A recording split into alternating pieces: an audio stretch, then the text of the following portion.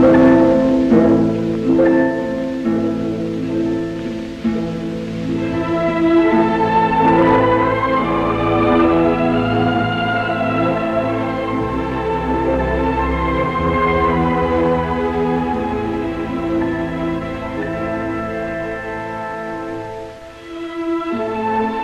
ago, in the distant land of Norway, there lived a handsome young boy named Peer Gynt.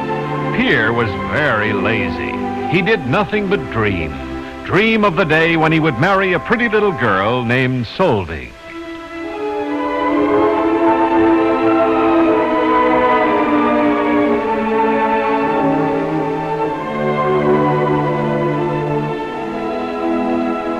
Peer lived near the ocean, and like many other Norwegian boys, had his own boat, which one day he would sail all by himself.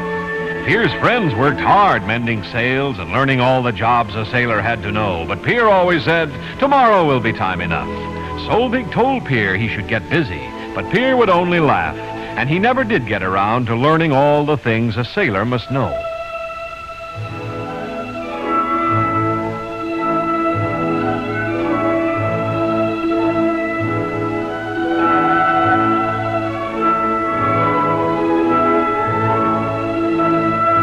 The time when he had to sail his own boat came much sooner than Peer expected. There was to be a race. All the boys Peer's age would sail their own boats. Peer worked a little harder, but he spent much more time telling Solveig what he was going to do after he won the race. Solveig warned Peer to stop putting off his work, but Peer paid no attention.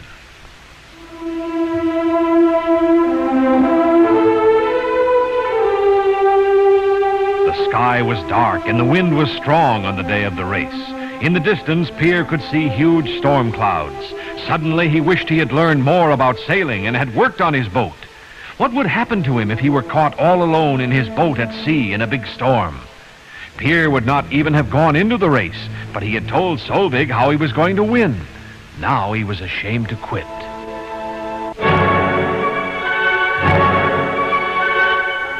The day had grown very dark.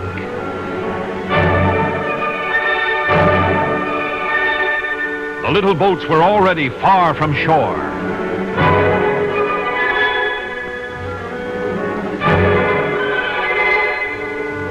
Peer worked very hard.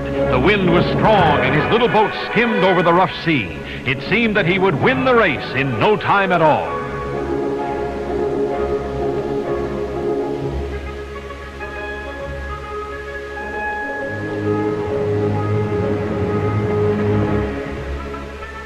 The young men who sailed the other boats watched their course.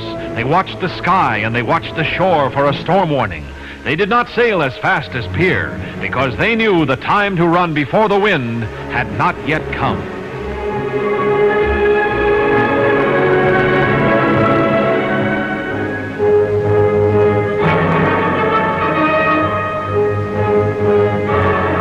Suddenly, the howling wind crashed into the sails. The little boats were caught in the storm.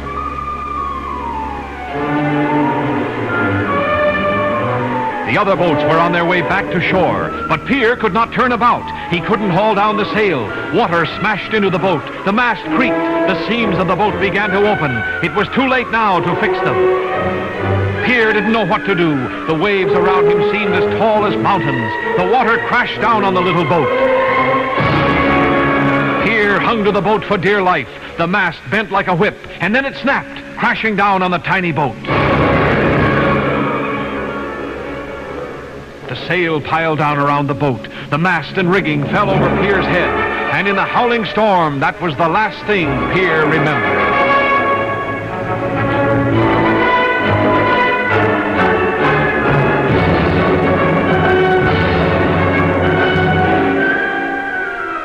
The storm passed as quickly as it came. Completely wrapped in its canvas sail, Peer's boat washed on shore. When Solveig and the townspeople rushed to Peer's tiny ship, they found him inside. He was wet and cold, and he couldn't remember what had happened.